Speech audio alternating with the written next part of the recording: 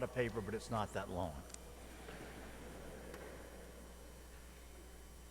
Vanity of vanities, all things are vanity. With this, Koheleth opens the book of Ecclesiastes, one of the wisdom books of the Old Testament. He has been called the most cynical, skeptical, and pessimistic author of all in the wisdom books. The word vanity has come to mean excessive belief in your own abilities or your attractiveness to others, but the original meaning of the word was empty or valueless. In vain comes closer to the meaning. So when Koheleth says, vanity of vanities, all things are vanity, he means that everything we do is in vain. This is a statement of despair. If he were alive today, he would probably be diagnosed with clinical depression. The author claims that he has seen all things that are done under the sun and found them to be a chase after wind. He expresses a ruthlessly honest pessimism about the prospects for finding true happiness in the greedy acquisition of earthly goods, because the greedy hoarder must leave everything behind at his death, and his heir may squander his hard-earned wealth. Even when he is alive, wealth and power give man worry and sleeplessness. Koheleth says, all his days sorrow and grief are his occupation. Even at night his mind is not at rest. Hence, greed and selfishness are not worth the effort. Thus the statement, vanity of vanities, all things are vanity, is a blunt summation of his disturbingly candid skepticism, underscoring the transitory and fleeting character of life. Now, in our second reading from St. Paul's letter to the Colossians, Paul directs our attention to those treasures that endure, warning that greed for wealth and influence is idolatry, and that the faith life of a believer requires Christ as its first priority.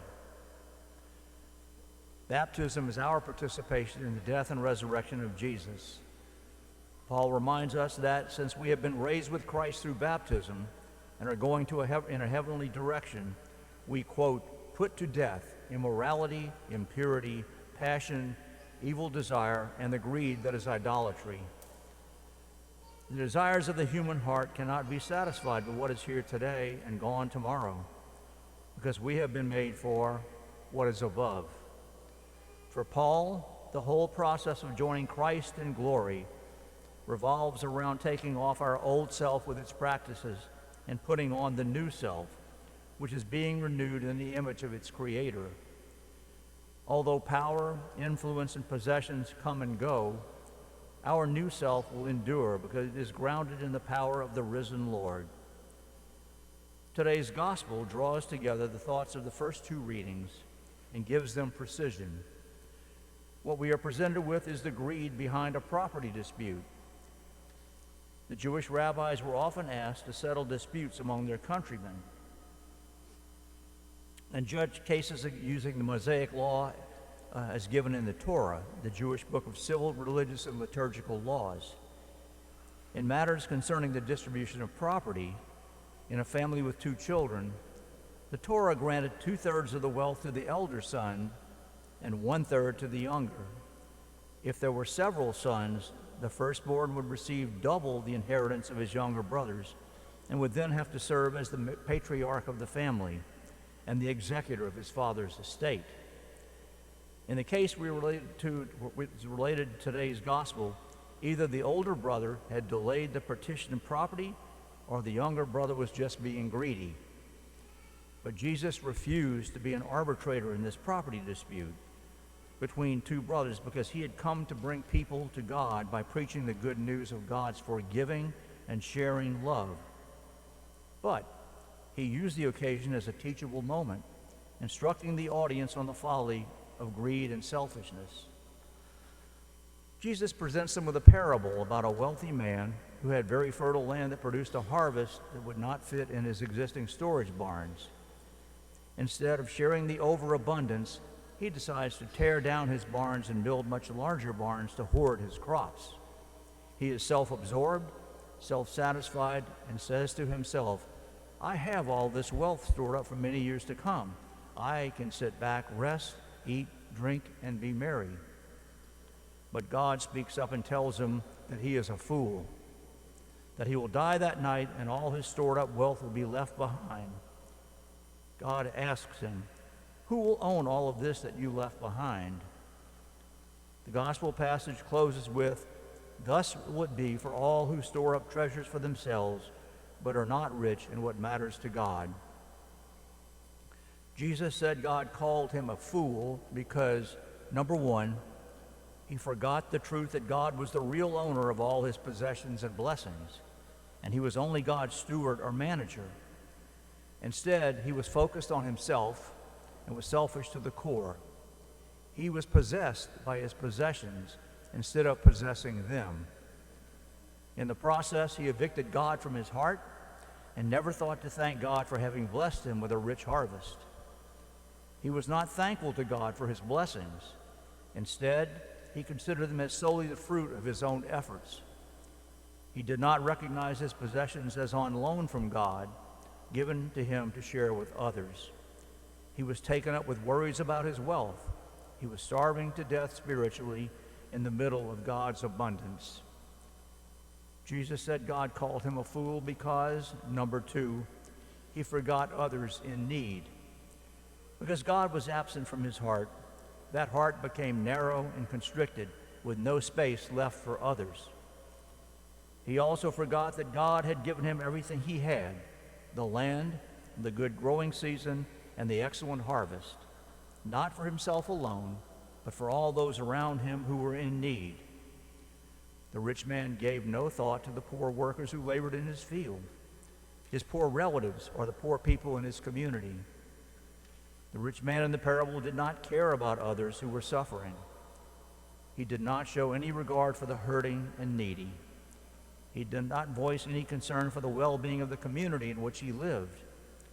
The richer the man grew, the greedier he became. When we care for the needs of the poor, we are giving them what is theirs, not ours. We are not just performing works of mercy, we are paying a debt of justice. Life does not consist in possessions, but in sharing what we possess with others. The goods of the earth have been given to everyone. And Jesus said God called him a fool because, number three, he forgot that he was going to die and never saw beyond this world. He overlooked the fact that he was going to die sooner or later. It was as he was planning to build new barns and warehouses to store his wealth that he heard the words all creatures will hear one day from their Creator. This night your life will be demanded of you. He left his soul out of his thoughts and hence left eternity out of his plans. So what are the lessons for us? First, we are invited to share our blessings with others. The parable of the rich fool gives us warning as well as an invitation. We must be generous in sharing our time, our talents, and our treasure. Second, we must control our greed. Our greed can take different shapes and forms. For some, it may be the desire for the approval and praise of others. For others, it may be the uncontrolled desire for power, control, or fame. For still others, it takes the form of desire for excessive and sinful indulgence in eating, drinking, gambling, drugs, or sexual activities. And yes, it can even be an inordinate attachment to social media, computer gaming, and television watching. I'm sure I'll get complaints about this. Greed turns our life away from God and away from serving and loving other people. As greed directs all our energy and attention to fulfilling the self, its objects become false gods, and they will consume us unless we become rich in the sight of God. Now let me close on a lighthearted note about greed. A man is walking down the beach, and he comes across an old bottle. He picks it up, pulls out the cork, and out pops a genie. The genie says, "Thank you so much for freeing me from the bottle. In return, I will grant you 3 wishes.